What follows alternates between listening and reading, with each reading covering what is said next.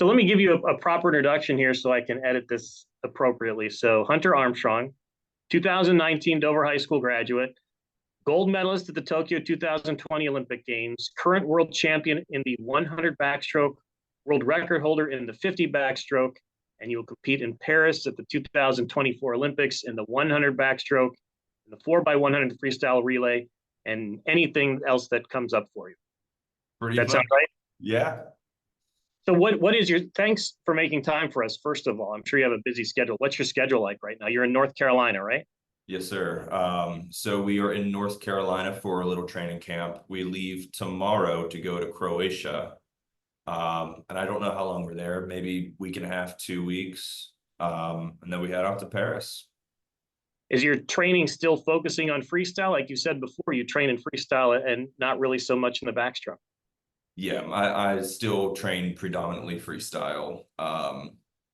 But I'm touching little bursts of speed of backstroke just because it wasn't what I wanted it to be at trials.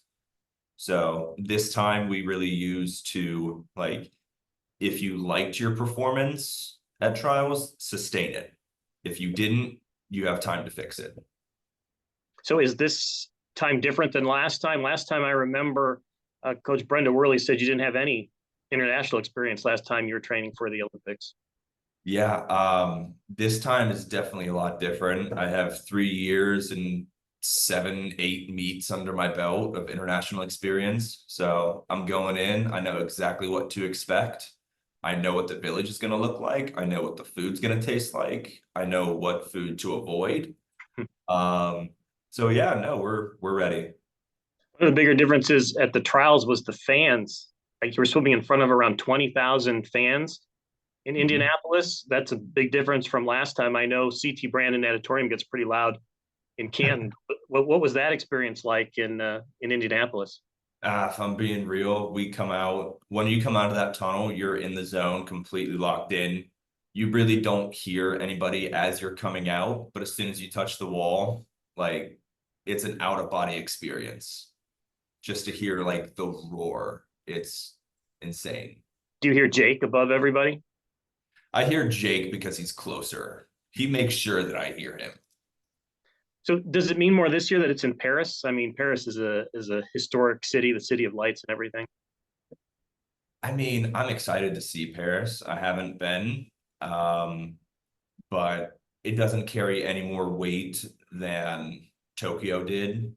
Um, it's the same meet, same everything, just at a different location.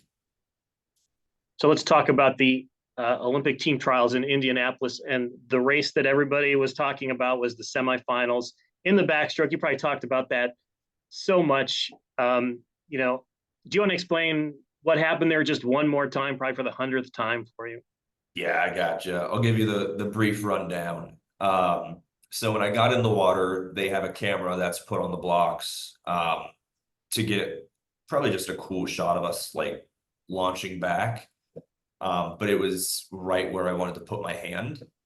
So I kind of like pushed it over and like, I don't need to make a big deal out of this. Like, stop the meet, stop the officials. Like, we're on a timeline.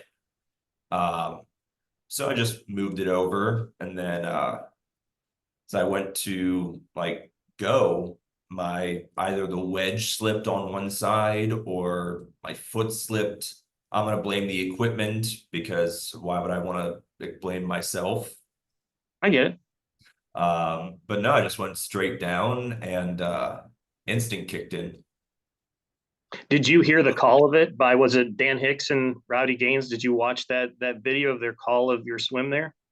I've watched it. They thought it was Jack. Which, Yeah, they did. But I then when mean, they found out it was you, they were like, "How did he do that?" I mean, that was just a very exciting call. They made it a moment. I don't know if it's the moment that you want to remember from that, but they made it into a moment. well, I mean, hopefully there's a lesson that can be learned from that for all the age groupers that watch and listen. One, work on your starts. But two, never give up because you never know like what your race could be. I was not about to let my Olympic berth be, to lack of a better term, disappear because of because of a slip. We'll get back to the disappearing later with your. I figured. Yeah. So you also swam in that 100-meter race freestyle, and the announcers were saying that was the toughest field of freestyle swimmers maybe in the history of swimming. Can you describe that race? And I mean, you just touched the wall just ahead of the fifth place person, right? Yeah, I mean, fortunately, our fifth and sixth place finishers are also here, and they'll be on that relay too. Um, but no, that field is insane. I don't think we've ever gotten. I think we had 6 people all under 48 seconds. Which for perspective, in 2022 trials, the top seed out of prelims was Caleb Dressel at 48.1. And then I missed the A and B final at 23 when I went 48.3. So it has gotten substantially faster and deeper every single year. And so we are bringing the best of the best.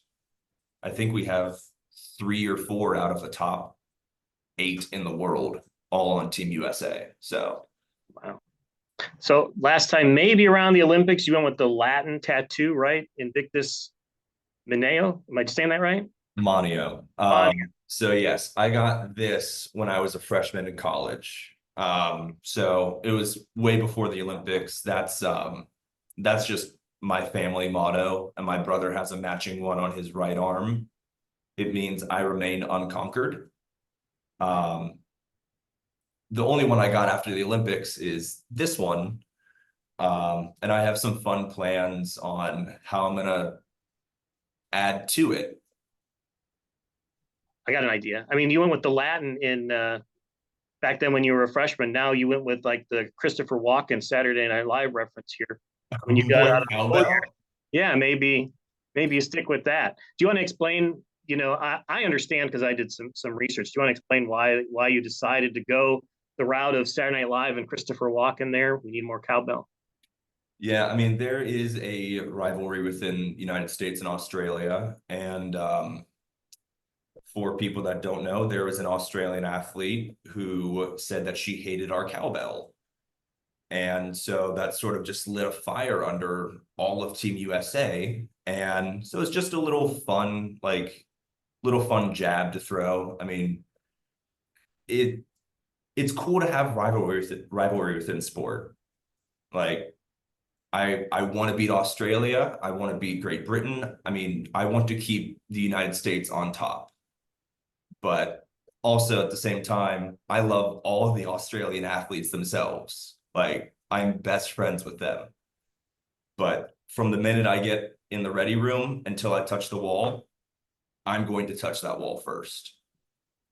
So I mentioned that we talked to your dad this past week, and he said he's proud of you for swimming, but maybe one of the moments when he was proudest of you is just watching you sign autographs for kids.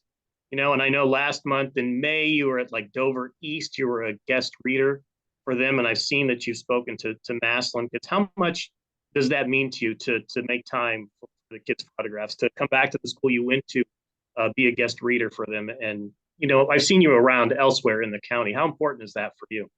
I mean, it's the most important thing that I do. I don't know why I was given this platform to swim at such a high level. But I am the person that I am because of my hometown and my county. And so I want to be able to give back to that and be a good role model and example. And also to be able to show that it doesn't matter where you come from, you can do anything. But no, I love working with kids. As soon as I retire, I'm going into early elementary education. So it's a very good balance of I get to travel and do the sport that I love. But then when I'm not swimming, I get to interact with the people that I love. So what are the teachers that chased you around Dover East Playground thinking when they hear you say that you're going to get into early childhood education? I'm already in the talks with like Mrs. McCrate, and like Mrs. Dunlap was a huge like influence on me through high school. Like I'm arguably more excited for getting into teaching than I am for Paris. I think we have to wrap up pretty soon, but you were mentioning back home, are there any lessons that you got from Brenda Worley, one of your coaches, or at the Tuscarawas County YMCA? Any words of wisdom? Like now you're swimming with the best swimmers, training with the best coaches. Anything from Dover, Tuscarawas County, Canton Swim Club that sticks with you that help you even today? Oh, absolutely. Way more than I could count because we only have 2 minutes. But one that I absolutely love and still use, you have 15 minutes. After your race, you have 15 minutes to be happy or to be sad, depending on how your race went. But after that, you have to get over it and lock back in because you still have a job to do. The biggest lesson that we learn through elite performance is you have to learn how to manage your emotions. And these are long meets. If I have a great swim on day one and I go a couple hours of being, oh my gosh, I can't believe I did that. By day 3, I'll have nothing left. So you have to limit yourself to 15 minutes. All right, Hunter Armstrong, thanks so much. We're cheering for you here in Dover and Tuscarawas County. Good luck. Thank you. All right, Bill Hammerstrom for WJER Sports.